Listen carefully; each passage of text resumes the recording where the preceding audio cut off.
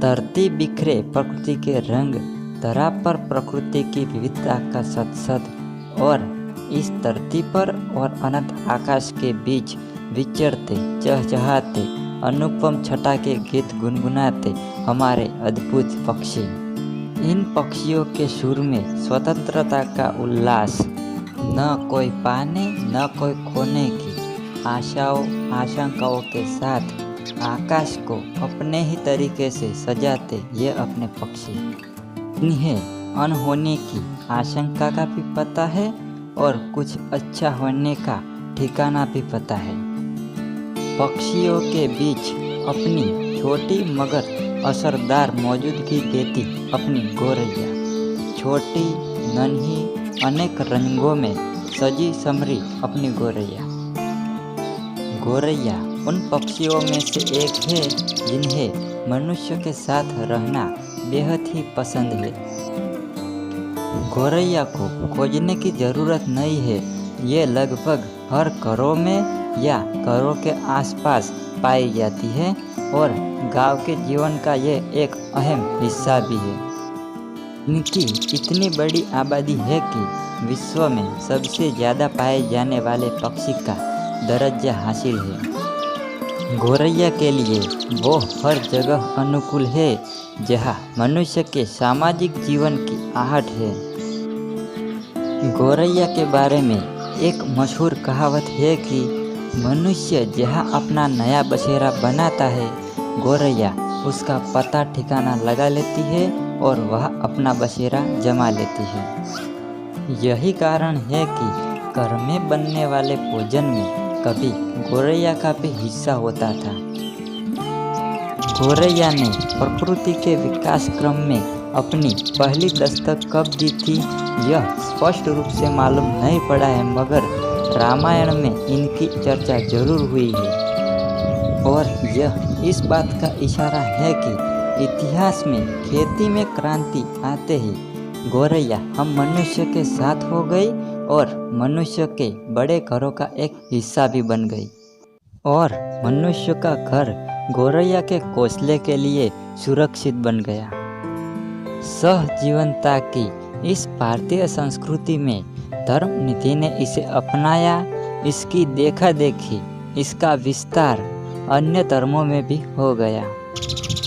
गौरैया का आकार प्रकार बहुत छोटा है, इतना छोटा कि लगभग हर भाषा में इसके लिए ऐसे शब्द का इस्तेमाल है जिसका मतलब छोटा या फिर बहुत ही प्यारा होता है।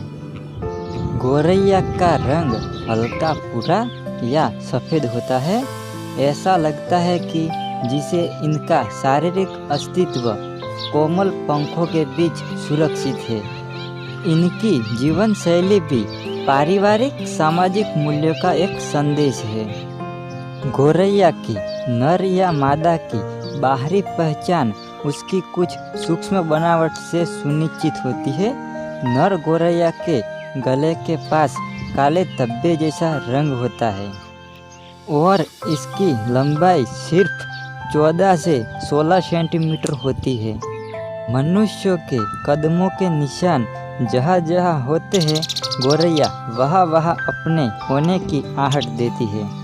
इनका कोई मुख्य जलवायु नहीं होता है, ये कहीं भी रह लेती है और शहरों, कस्बों, गांवों तथा खेतों के आसपास ये बहुत बड़ी तादाद में पाई जाती है।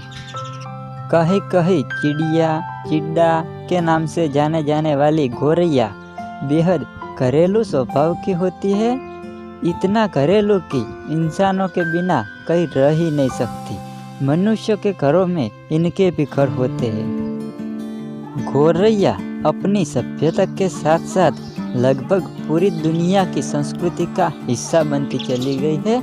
आज गौरैया की मौजूदगी पूरी दुनिया में पाई जाती है। दुनिया में गौरैया की कई प्रजातियां हैं जिन्हें 6 भागों में विभाजित किया गया है। हाउस स्पैरो, जिसे घरेलू चिड़िया भी कहते हैं, Spanish sparrow, Sind sparrow, russet sparrow, Dead Sea sparrow and tree sparrow गौरैया। ये थी 6 प्रजातियाँ। गौरैया का आकार और उनके रंग रूप देश प्रदेश की जलवायु के अनुसार बदलते रहते हैं। हमारी जलवायु जो कि विविधता से भरपूर है, इसलिए यहाँ भी इनके कई प्रकार पाए जाते हैं।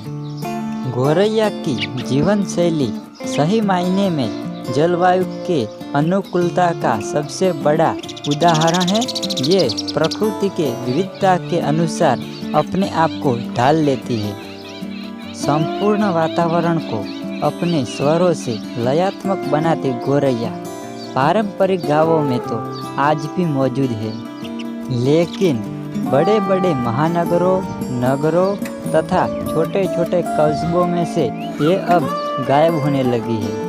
ये छोटे आकार वाले खूबसूरत पक्षी कभी इंसान के घरों के साथ ही हुआ करते थे, लेकिन हम इंसानों ने इनका ख्याल नहीं रखा और अब गौरैया धीरे धीरे लुप्त होने लगी है। इसके अस्तित्व पर संकट के बादल मंडराने लगे हैं। विश्व में 60 से 80% गौरैया कम हो गई है। इन्हें बचाना जरूरी है। ये प्रकृति के लिए बहुत फायदेमंद है। गौरैया की संख्या कम होने के कारण और उनको बचाने के उपाय मैं आपको अगले वीडियो में बताऊंगा। तब तक जय हिंद, जय भारत। अगर आपको ये वीडियो अच्छी लगी हो तो हमारे चैनल को सब्सक्राइब कर देना, क्योंकि प्रकृति के बारे में ऐसे ही वीडियो मैं आप तक पहुंचाता रहूँगा। धन्यवाद।